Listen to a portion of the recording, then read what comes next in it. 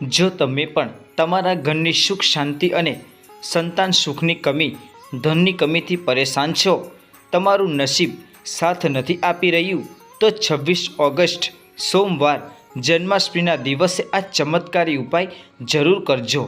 તુલસીના મૂળની માટીનો આ 100% સચોટ અને અસરકારક ઉપાય કરવો જોઈએ અને તમે જોશો કે થોડા દિવસોમાં તમારી બધી સમસ્યાઓ સંપૂર્ણપણે દૂર થઈ જશે. શ્રી કૃષ્ણ તુલસી વિના અધૂરા છે. શ્રી કૃષ્ણ વિના તુલસી અધૂરી છે. કરી લો આ મહાવિશેષ ઉપાય. જન્માષ્ટમી આખા વર્ષમાં માત્ર એક જ વાર આવે છે, એટલે આ ઉપાય જરૂર કરજો.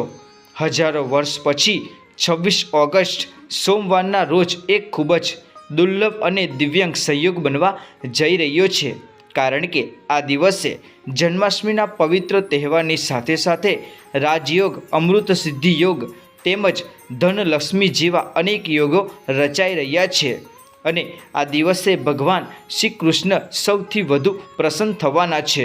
એટલા માટે જો તમે પણ આ દિવસે ભગવાન શ્રી કૃષ્ણને સાચા મનથી પ્રાર્થના કરશો તો તમારી મનોકામના ચોક્કસ પૂર્ણ થશે. આ જન્માષ્ટમી પર ભગવાન શ્રી કૃષ્ણને પ્રસન્ન કરવા માટે તમારે તુલસીની માટી સંબંધિત આ ઉપાય અવશ્ય કરો, જે તમારું નસીબ બદલી નાખશે. સાથે જ આ ઉપાયથી તમારા બધા જ દુઃખનો નાશ થશે. તો વિડીયો તમે છેલ્લે સુધી જોતા રહેજો અને જો તમે પણ તમારા જીવનમાં ભગવાન શ્રી કૃષ્ણના આશીર્વાદ મેળવવા માગતા હોય તો આ વિડીયોને લાઈક કરો અને કોમેન્ટ બોક્સમાં જય શ્રી કૃષ્ણ અને રાધે રાધે લખવાનું ભૂલશો નહીં. જન્માષ્ટમીનો પવિત્ર તહેવાર ભગવાન શ્રી કૃષ્ણની જન્મ જયંતિ તરીકે ઉજવવામાં આવે છે.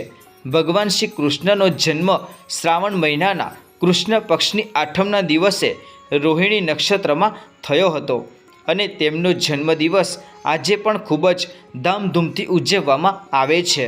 મથુરા અને વૃંદાવનમાં જન્માષ્ટમીનો તહેવાર ખૂબ જ ધામધૂમથી ઉજવવામાં આવે છે.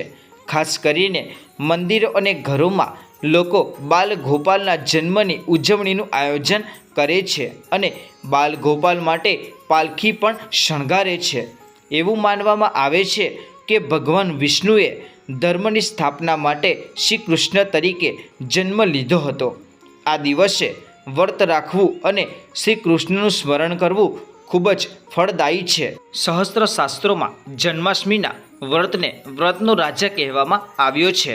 જે આ વ્રત એકવાર પણ કરે છે તે સંસારના સર્વ સુખ ભોગવે છે અને વિષ્ણુ લોકમાં નિવાસ કરે છે. આ દિવસે લોકો આખો દિવસ ઉપવાસ રાખે છે અને તેમને જણાવી દઈએ કે જન્માષ્ટમીનું વ્રત 8મના દિવસથી શરૂ થાય છે અને આ વ્રતનું પારણ 9મી તિથિ પર જ કરવું જોઈએ, તો જ આ વ્રતનું સંપૂર્ણ ફળ પ્રાપ્ત થાય છે. તેથી આ વ્રત રાખનારાઓને સપ્તમીની રાત્રે હળવો અને સાત્વિક આહાર લેવો જોઈએ અને બ્રહ્મચાર્યનું પાલન કરવું જોઈએ. કેટલાક લોકો જન્માષ્ટમીનું વ્રત નિર્જળા રાખે છે તો કેટલાક લોકો ફળ ખાઈને આ વ્રત રાખે છે. જન્માષ્ટમીના દિવસે સવારે વહેલા ઉઠો, સ્નાન વગેરે કરો અને સ્વસ્થ વસ્ત્રો પહેરો. આ પછી પૂર્વ કે ઉત્તર તરફ મુખ કરીને બેસો અને હાથમાં થોડું પાણી, ફૂલ અને અક્ષત લઈને જન્માષ્ટમીનું વ્રત કરવાનો સંકલ્પ કરો. આ પછી ભગવાન શ્રી કૃષ્ણની વિધિવત પૂજા કરો અને તમને જણાવી દઈએ કે નિશિતા કાલ એટલે કે મધ્યરાત્રિએ ભગવાન શ્રી કૃષ્ણની પૂજા કરવાની પરંપરા છે. તમને જણાવી દઈએ કે કેટલાક લોકો રાત્રિ પૂજા પછી વ્રતનું પારણ કરી લે છે અને કેટલાક લોકો બીજા દિવસે સૂર્યોદય પછી વ્રતનું પારણ કરે છે. ધ્યાનમાં રાખો કે તમે પ્રસાદ ખાધા પછી જ તમારા ઉપવાસનું પારણ કરો. આ દિવસે ઉપવાસ કરતી વખતે તમે રસદાર ફળોનું સેવન કરી શકો છો. જે લોકો આ વ્રત શરૂ કરવા માગે છે તેમના માટે ભગવાન શ્રી કૃષ્ણના આશીર્વાદ મેળવવાની આ શ્રેષ્ઠ તક છે. આવી સ્થિતિમાં તેઓ આ વખતે ઉપવાસ પણ શરૂ કરી શકે છે. તો ચાલો હવે જાણીએ તુલસીના મૂળની માટીના ચમત્કારી ઉપાયો.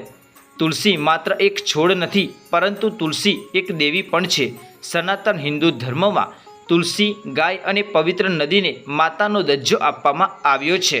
જેમ ગંગાને માતા કહેવામાં આવે છે ગાયને ગાય માતા કહે છે, તેવી જ રીતે તુલસીને તુલસી માતા કહેવામાં આવે છે. તુલસીના દરેક પાનમાં ભગવાન શ્રી વિષ્ણુનો વાસ હોવાનું માનવામાં આવે છે. જે ઘરમાં તે રહે છે ત્યાં આધ્યાત્મિક પ્રગતિની સાથે સુખ, શાંતિ અને આર્થિક સમૃદ્ધિ આપોઆપ આવે છે.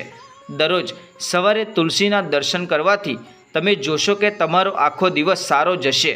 સવાર સાંજ તુલસીની પૂજા કરવાથી દરેક પાપનો નાશ થાય છે.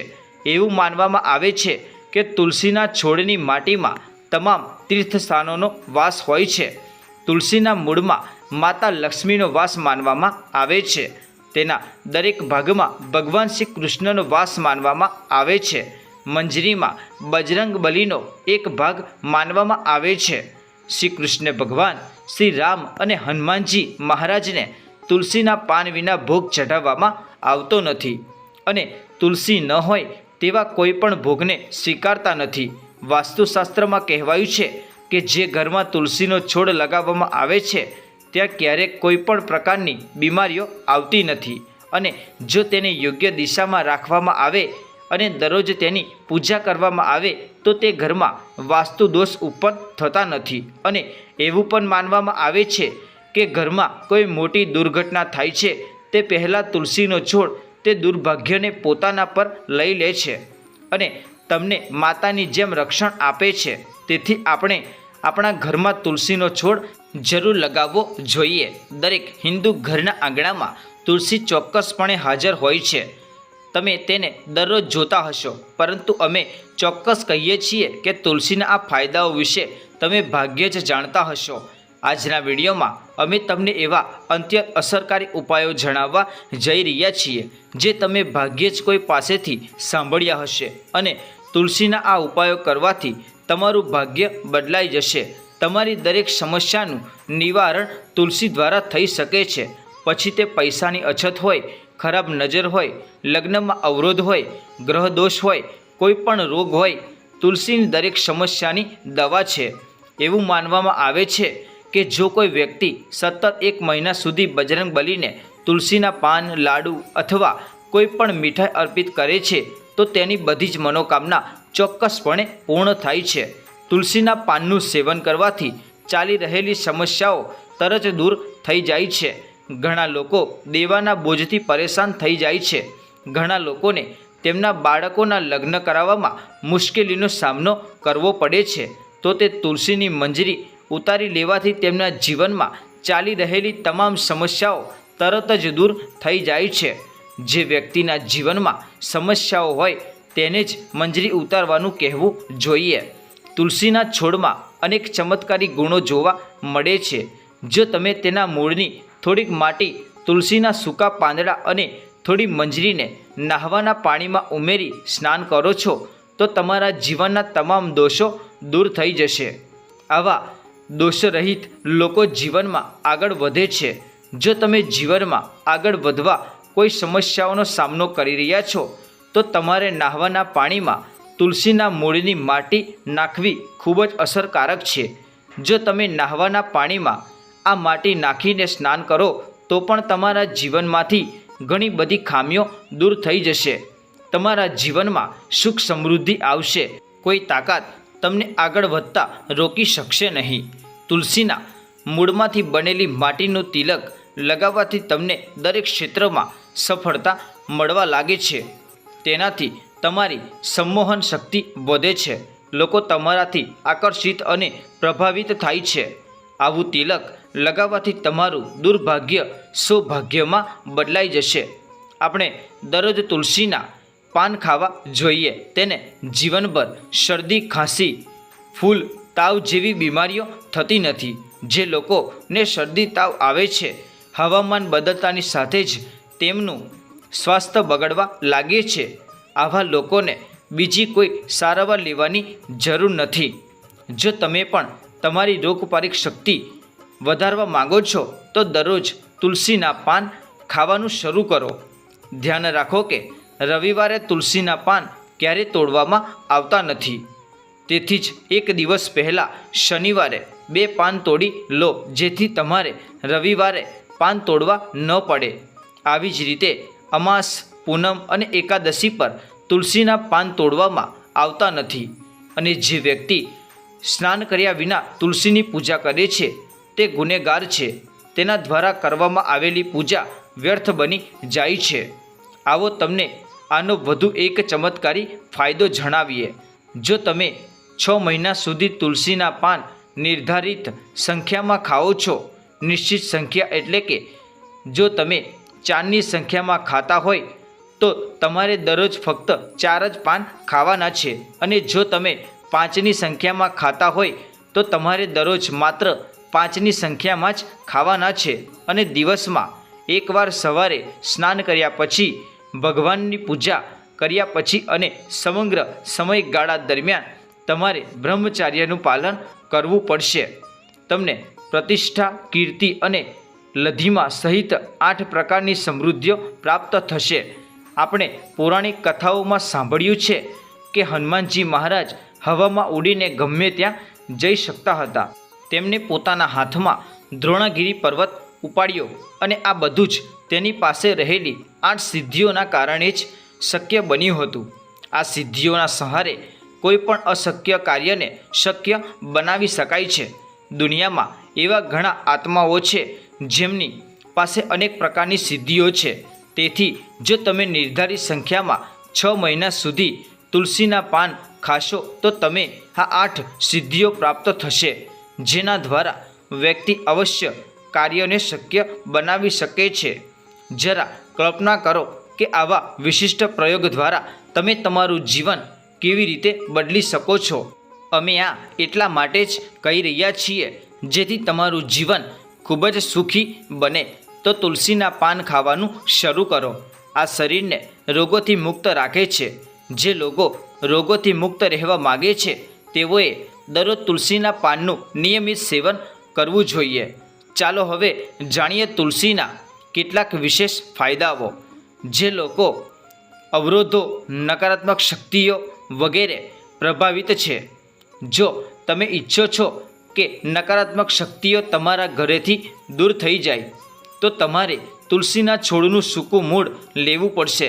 તમારે તેને ચાંદીના તાજવીજમાં મૂકવું પડશે. તેને લાલ દોરામાં નાખીને અને તેને તમારા ગળામાં પહેરવું પડશે. જો તમે ખરાબ નસીબથી ઘેરાયેલા છો, ભાગ્ય તમારો સાથ નથી આપી રહ્યું, ઘોર સંકટ આવતા રહે છે, તમારા પોતાના લોકો પણ અજાણ્યા બની જાય છે, જો તમે સમજી શકતા નથી કે શું કરવું તો તુલસીના પાંદડાની માળા બનાવીને બજરંગબલીને અને ભગવાન શ્રી રામની મૂર્તિ અથવા ફોટાને સતત 21 દિવસ સુધી ચઢાવો. ગમે તેવી મોટી સમસ્યાઓ પણ દૂર થઈ જશે. તમને 1 અઠવાડિયામાં પરિણામ મળવાનું શરૂ થઈ જશે અને એક મહિનાની અંદર તમે સંપૂર્ણપણે સમસ્યા મુક્ત થઈ જશો. તમારે આમાંથી કોઈ પણ ઉપાય અપનાવવાનો છે. આ એકદમ અસરકારક ઉપાય છે. જ્યારે તમે હનુમાનજી કે ભગવાન શ્રી રામને તુલસીના પાન અર્પણ કરો છો, વેપારમાં નુકસાનથી બચવા માટે દર શુક્રવારે તુલસીના છોડને કાચું દૂધ ચઢાવો. મીઠાઈ અર્પણ કર્યા પછી બાકીનો પ્રસાદ લઈ કોઈ વિવાહિત સ્ત્રીને દાન કરો. આમ કરવાથી વેપારમાં ધન લાભ થવાની સંભાવના રહેશે. તમારા ઘરમાં વાવેલો તુલસીનો છોડ તમે કઈ દિશામાં રાખ્યો છે તે તપાસો. જો તમે તુલસીના છોડને ઉત્તર દિશા તરફ રાખો તો તેનાથી ધનની પ્રાપ્તિ થાય છે. આનાથી તમારા ઘરમાં પૈસાનો પ્રવાહ ચાલુ રહેશે. જો તમે તેની આ રીતે કાળજી લેશો તો તુલસીના છોડની નિયમિત પૂજા કરો. જો તમે તુલસીના છોડને પશ્ચિમ દિશામાં રાખશો તો ઘરમાં સુખ, શાંતિ અને સમૃદ્ધિ રહેશે. જો પૂર્વ દિશામાં રાખવામાં આવે તો સ્વસ્થ શરીર પ્રાપ્ત થાય છે. પરંતુ જો તમે તુલસીનો છોડ દક્ષિણ દિશામાં રાખો છો તો તે આખા ઘરને બરબાદ કરી દે છે. તમે જોયું હશે કે કેટલાક લોકોના ઘરમાં તુલસીનો છોડ હોય છે પરંતુ આવા લોકો ગરીબ રહે છે. ગરીબીનું એક જ કારણ છે કે એ પણ હોઈ શકે છે કે તુલસીનો છોડ દક્ષિણ દિશામાં રાખવો નહીં. તમારે એ પણ વાતનું ધ્યાન રાખવું પડશે કે તુલસીના છોડને પૂરતો પ્રકાશ મળે. જ્યાં પણ તુલસીનો છોડ રાખવામાં આવે તેની આસપાસ હંમેશા સ્વચ્છતા રાખવી જોઈએ. આ સાથે જ તુલસી સંબંધિત કેટલાક ચમત્કારી ઉપાયો પણ છે જે તમારી અનુકૂળતા મુજબ અવશ્ય કરવા જોઈએ. જ્યારે તુલસીના પાન સુકાઈ જાય છે ત્યારે તમે તેનો ઉપયોગ તમારા નહાવાના પાણીમાં કરી શકો છો. નહાવાના પાણીમાં તુલસીનો છોડ ઉમેરવાથી શરીરમાં નકારાત્મક ઉર્જા રહેતી નથી. ઉપરાંત જો તમે ભગવાન શ્રી કૃષ્ણના બાળ સ્વરૂપની પૂજા કરો છો તો તમે તેમાં સૂકા તુલસીના પાનનો ઉપયોગ કરી શકો છો. દેવી લક્ષ્મીની કૃપા મેળવવા માટે સૂકા તુલસીના પાનને લાલ રંગના કપડામાં બાંધીને જ્યાં તમે પૈસા રાખો છો ત્યાં રાખો. આમ કરવાથી દેવી લક્ષ્મીની કૃપા જળવાઈ રહે છે અને વ્યક્તિને આર્થિક સમસ્યાનો સામનો કરવો પડતો નથી. વ્યક્તિની આર્થિક પ્રગતિ થાય છે. તો મિત્રો, આશા છે કે આજની વિડીયો તમને જરૂર પસંદ આવી હશે. તો મિત્રો, આજની વિડીયો તમને સારી લાગી હોય તો વિડીયોને લાઈક કરી શેર કરજો અને અમારી ચેનલને હજુ સુધી સબસ્ક્રાઈબ ન કરી હોય તો અત્યારે સબસ્ક્રાઈબ પણ જરૂર કરી લેજો.